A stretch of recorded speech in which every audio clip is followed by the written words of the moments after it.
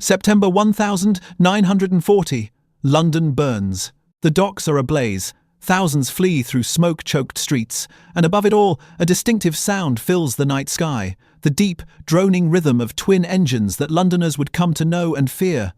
The Heinkel He 111, with its unmistakable glazed nose and asymmetric fuselage, was bombing the heart of the British Empire. To the Luftwaffe, it was their sword of vengeance. To the British, it was the face of the Blitz itself. But what most people don't know is that this legendary bomber was never supposed to be a weapon of war at all. It was designed as a lie, a deception so elaborate that it fooled the entire world, and by the time the truth was revealed, it was already too late.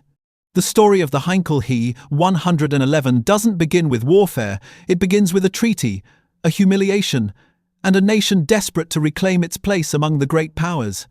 After the First World War, the Treaty of Versailles stripped Germany of its military aviation. No bombers, no fighters, no air force whatsoever. The Allies believed they had caged the German eagle forever. But they underestimated German ingenuity, and more importantly, German ambition. In the shadows of Weimar Germany, aviation companies found a clever loophole. If they couldn't build military aircraft, they would build civilian ones with extraordinary capabilities. Ernst Heinkel, one of Germany's most brilliant aircraft designers, saw his opportunity. In 1934, his company unveiled what appeared to be a high-speed passenger and cargo transport aircraft. Sleek, modern, with a streamlined fuselage and impressive performance figures, the He 111 was marketed to airlines as the future of commercial aviation.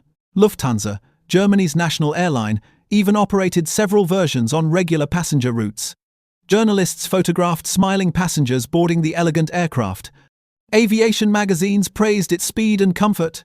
The world saw exactly what Heinkel wanted them to see, a triumph of civilian engineering. But hidden beneath that civilian facade was something far more sinister. Because every design choice, every structural element, every system on that aircraft had been carefully planned with one true purpose in mind: to carry bombs deep into enemy territory. And the most remarkable part is that this deception worked so perfectly that even when Germany finally revealed the He 111 as a military bomber in 1936, most nations simply shrugged it off as a converted transport, underestimating the threat until it was far too late. Now, before we explore how this civilian airliner transformed into one of the most feared bombers of the war, we need to understand something crucial about the political landscape of 1932 Europe. Because the He 111 wasn't just an aircraft, it was a statement of intent, a middle finger to the Treaty of Versailles, and a weapon designed specifically to exploit the weaknesses of the very nations that had tried to disarm Germany forever.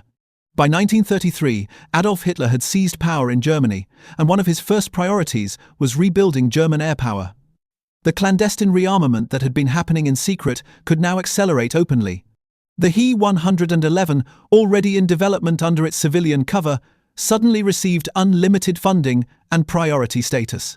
Heinkel's engineers, no longer constrained by the pretense of civilian aviation, began refining the design for its true purpose. The spacious passenger cabin became a bomb bay capable of carrying over 2,000 kilograms of ordnance. The large windows that had given passengers panoramic views became positions for defensive machine guns. The aircraft's performance was genuinely impressive for its time. With a maximum speed of around 370 kilometers per hour, it could outrun many contemporary fighters. Its range of over 2,000 kilometers meant it could strike targets deep inside enemy territory and return home. And perhaps most importantly, its payload capacity was among the best in the world when it entered service. The Luftwaffe finally had a strategic bomber that could project German power far beyond its borders. But here's where the story takes a fascinating turn. One that reveals both the brilliance and the fatal flaw of German military thinking. Because whilst the He 111 was undeniably advanced when it first flew in 1935, the Luftwaffe made a series of assumptions about the nature of modern warfare that would come back to haunt them in the most devastating way possible. And those assumptions were about to be tested in the crucible of the Spanish Civil War. In 1936, civil war erupted in Spain, and Germany saw an opportunity too valuable to ignore.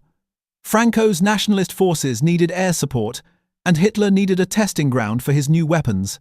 The Condor Legion, a volunteer unit that was anything but voluntary, was dispatched to Spain with the latest German aircraft, including the Heinkel He 111.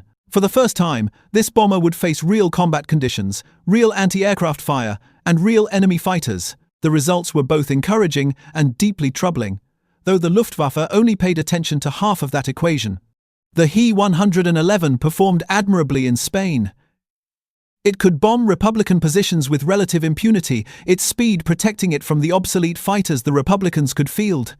German crews gained invaluable combat experience, refining tactics and procedures that would be used in the coming war. The propaganda value was immense. Newsreels showed the sleek bombers delivering devastating strikes, reinforcing the image of German military superiority. But there were warning signs that the Luftwaffe chose to ignore. When He 111 seconds encountered modern fighters or concentrated anti-aircraft fire, their vulnerabilities became apparent. The defensive armament, just a handful of machine guns, was inadequate against determined attacks. The lack of armor protection meant that even small-caliber rounds could inflict serious damage. And most critically, the aircraft's bomb load, whilst impressive, wasn't sufficient for the strategic bombing role that many in the Luftwaffe envisioned. These lessons should have prompted a major redesign. But instead, German planners convinced themselves that speed and tactics would compensate for these weaknesses. And then came 1939 and the invasion of Poland.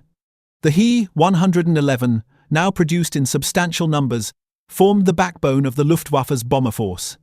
And in Poland, every assumption the Germans had made about modern warfare seemed to be validated.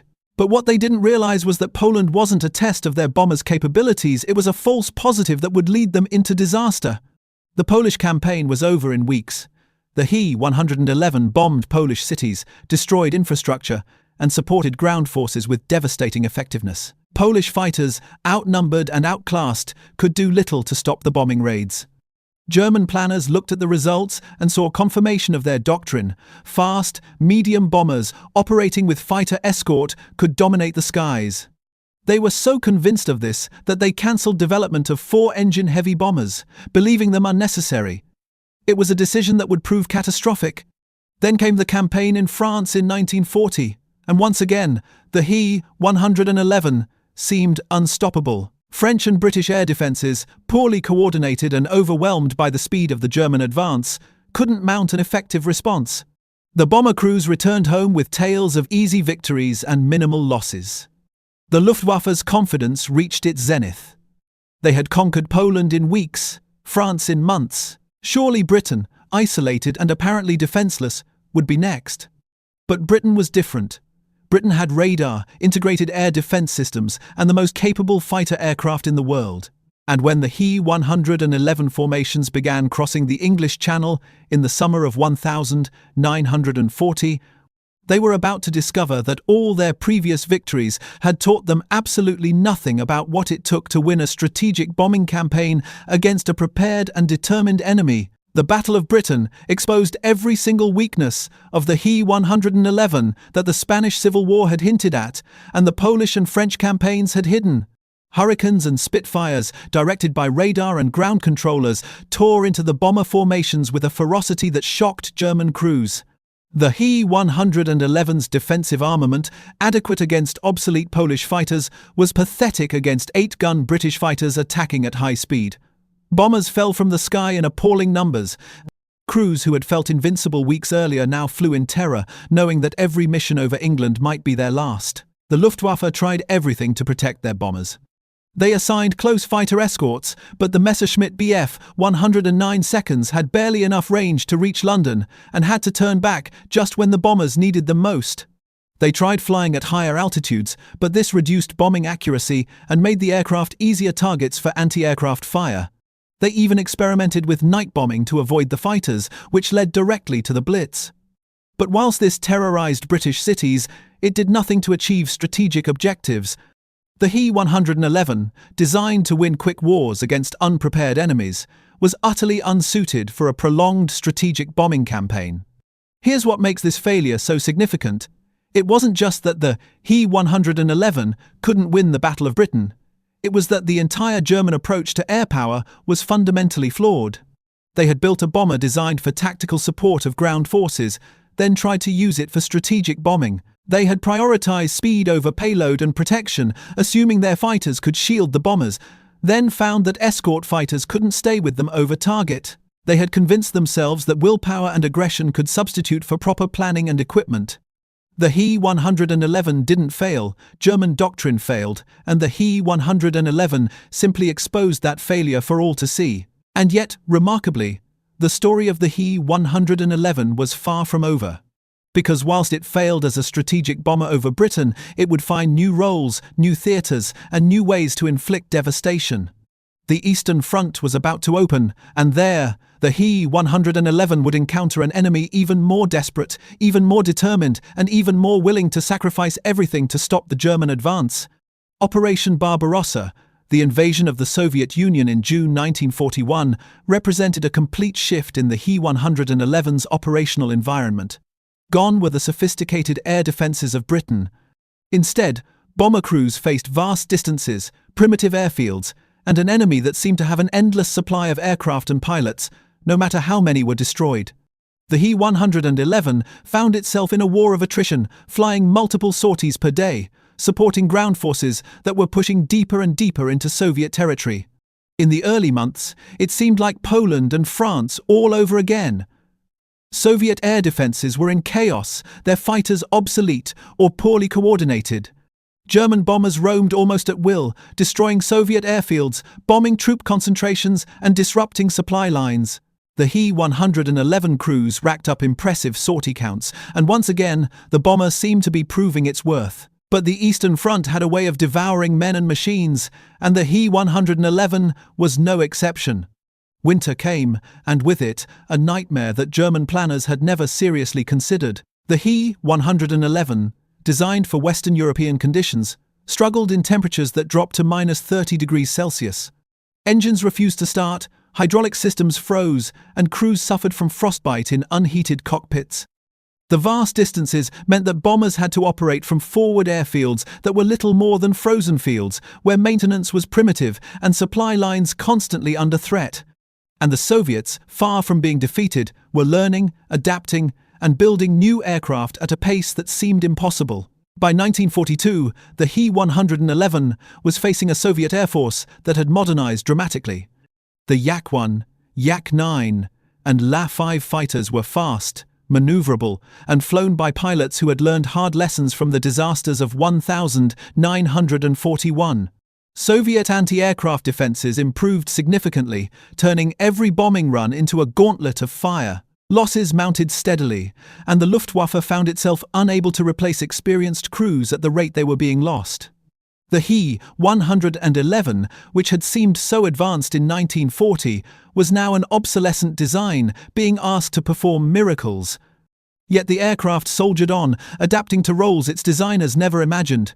He 111 seconds became makeshift transports, flying desperately needed supplies to encircle German forces at Stalingrad and other pockets. They flew anti-shipping strikes in the Arctic, attacking Allied convoys bound for Soviet ports. Some were even modified to carry torpedoes for attacks on Allied shipping in the Mediterranean and North Atlantic. The aircraft that had started the war as Germany's premier strategic bomber had become a jack of all trades, master of none, used wherever the Luftwaffe's increasingly desperate situation demanded. And this is where we encounter one of the most bizarre and tragic chapters in the He 111's history. Because as the war turned decisively against Germany, the Luftwaffe began using the He 111 for a mission so desperate, so costly in lives, and so ultimately futile that it represents everything wrong with Germany's war effort in microcosm. I'm talking about the attempt to resupply encircled German armies by air, a mission the He 111 was spectacularly unsuited for, and one that would cost thousands of lives for almost no gain. The disaster at Stalingrad in the winter of 1942-43 should have been the final proof that the He 111 couldn't perform miracles. Over 200,000 German soldiers were encircled by Soviet forces, and Hermann Göring, commander of the Luftwaffe, promised Hitler that his aircraft could supply the trapped army by air. The He 111, pressed into service as a transport, made flight after flight into the pocket, braving Soviet fighters, anti-aircraft fire, and brutal weather conditions. Hundreds of aircraft were lost, thousands of aircrew died, and it was all for nothing. The tonnage delivered was a fraction of what the trapped army needed, and Stalingrad fell anyway. But the Luftwaffe learned nothing from this catastrophe. Again and again, German forces would be encircled, and again, the order would come to supply them by air. The He 111, worn out, obsolete, and crewed by increasingly inexperienced pilots, was thrown into these meat grinders repeatedly. In the Kuban pocket, in the Crimea, in the retreat across Ukraine, the bomber-turned transport bled itself white trying to sustain armies that were doomed regardless. By 1944, the He 111 was a relic operating in a war it no longer understood. Allied air superiority over Western Europe was total. In the east, Soviet fighters and anti-aircraft artillery made daylight bombing suicidal. Yet still, the aircraft flew. Because Germany simply had nothing else. Production had shifted to fighters in a desperate attempt to defend the Reich, but the He 111 squadrons that remained kept flying, kept dying, because surrender was unthinkable and retreat was impossible. The final, almost pathetic chapter of the He 111's combat career came in 1945, when some were used to launch V-1 flying bombs at Britain. This air-launched version of the Vengeance weapon allowed the missiles to be fired from over the North Sea, giving them greater range and making them harder to intercept. But by this stage, the war was lost, and these attacks were mere pinpricks against an enemy that was already planning the occupation of Germany. The He 111, which had started the war terrorizing cities, ended it as a delivery platform for Hitler's last desperate attempts at revenge. When Germany surrendered in May 1945, the surviving He 111 seconds were scattered across Europe, many abandoned on airfields or destroyed by their own crews. The Allies captured dozens for evaluation, but found them so obsolete that most were simply scrapped. A few ended up in museums, preserved as reminders of the Blitz and the early years of the war. But the vast majority simply disappeared, melted down for scrap metal in a continent desperate for raw materials to rebuild. Yet the legacy of the He 111 extends far beyond its combat record.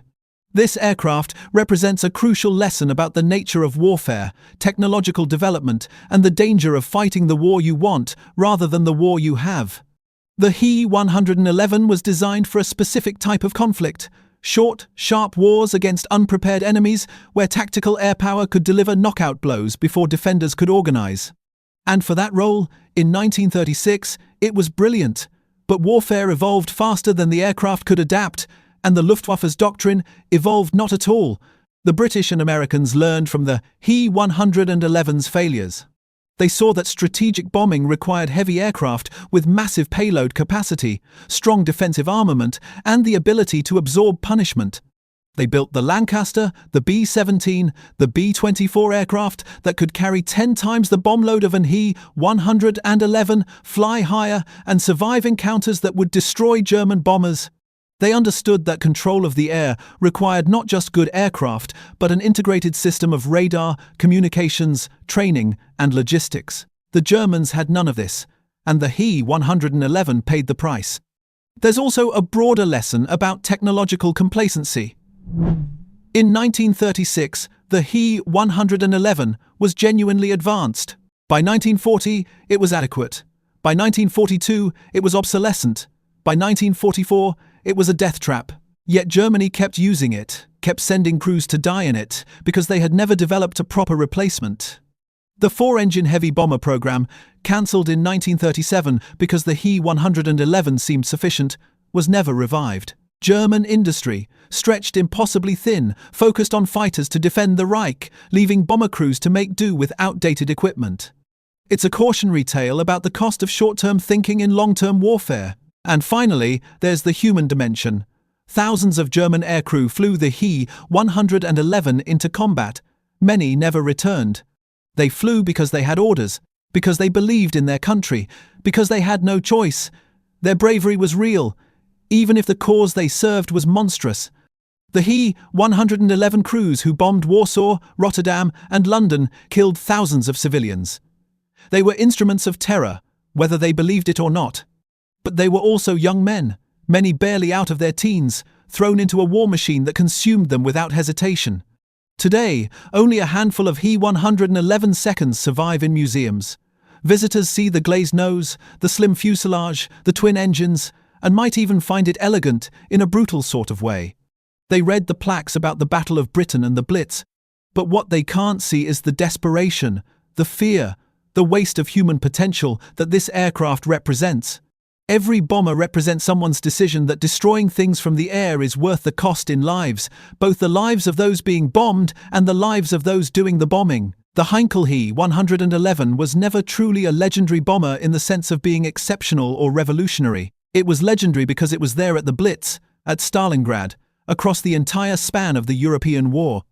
It became legendary because people remembered the sound of its engines, the terror of its raids, the sight of it falling in flames over England. It was legendary because it represented a moment in history when warfare became industrial, mechanical, and ultimately impersonal. The true legacy of the He-111 is this: it was a good aircraft designed for a war that never happened, then forced to fight a war it could never win. It started as a lie, succeeded through surprise, and failed when confronted with reality. It killed thousands, destroyed cities, and in the end, changed nothing. The war was won by those who understood that air power required more than fast bombers and aggressive tactics. It required heavy aircraft, trained crews, sophisticated defenses, and above all, the industrial capacity to sustain losses and keep fighting. If you want to understand the rise and fall of the Luftwaffe, study the He-111. If you want to understand why Germany lost the air war, study the He-111. And if you want to understand the human cost of believing that speed and aggression can substitute for proper preparation, study the He-111. It's a lesson written in fire, blood, and twisted metal across the skies of Europe. Make sure to subscribe for more untold stories of the aircraft that shaped history.